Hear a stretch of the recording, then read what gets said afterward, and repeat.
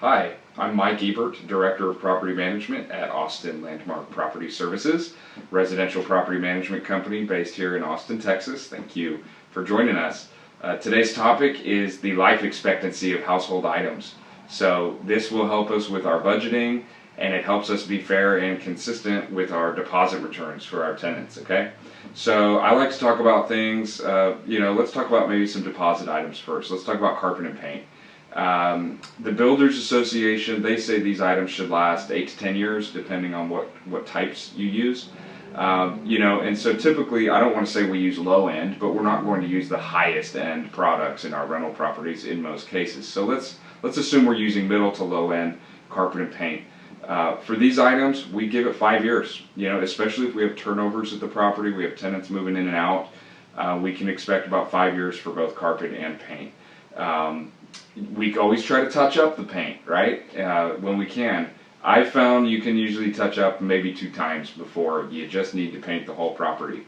So when we're handling a deposit, let's say we're having to charge a tenant for replacing carpet or painting because of excessive damages. Well, we need to account for the fact that the life expectancy of these items is 5 years. So in the example that a tenant stays in your home for 10 years, if you need to replace carpet and paint, well, they've passed their life expectancy. So a deposit deduction in that circumstance is probably not warranted. So carpet and paint, we give it about 5 years. Exterior paint, I give it about 5 years as well. We like to hope for longer, of course, but especially here in Texas with the blistering summers and the driving wind and rain, we have very severe weather here. We have hail often. So that is all those items are going to reduce the life expectancy of exterior paint.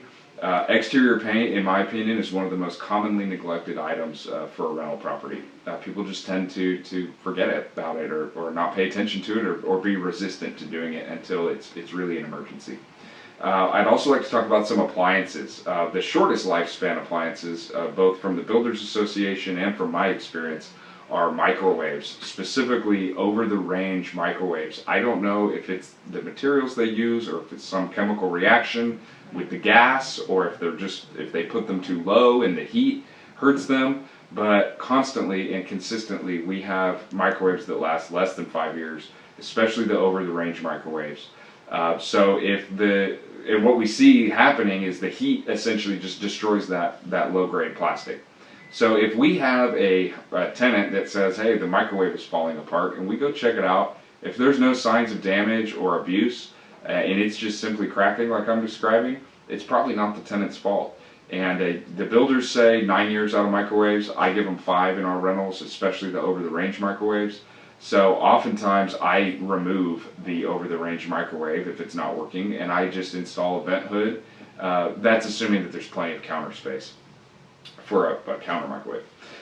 Dishwashers as well are on the lower side of life expectancy. Builders give them 9 years. I give them 5 or 6, simply because of the hard water that we have in most of our areas. That hard water is a high mineral level water, and that's where you get the calcium buildup on your sinks and water appliances. So that hard water, it gets in the motor, and we've had it totally jam up the motors in the dishwashers, and you can't even fix it. You have to replace it.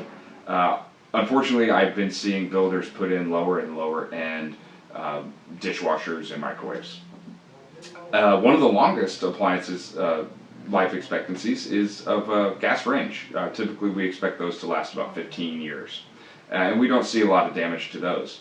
And again, when you have tenant damage, you need to factor in these life expectancies.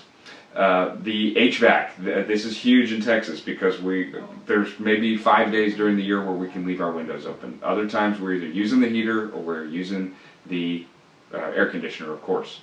For example, it is November 17th today and it is 80+ degrees. So we're running the AC today. Tomorrow it's going to be in the 40s and we'll run the heater tomorrow. So we're always running the HVAC, and even with best case scenario, you have to maintain them. We do tune-ups in the winter, we do tune-ups in the summertime to try to make sure that everything's working as intended and properly balanced.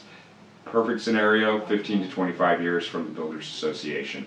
I rarely see something last that long. Typically we're looking at 10 to 15 years on that HVAC system, and it's extremely important that they're properly maintained.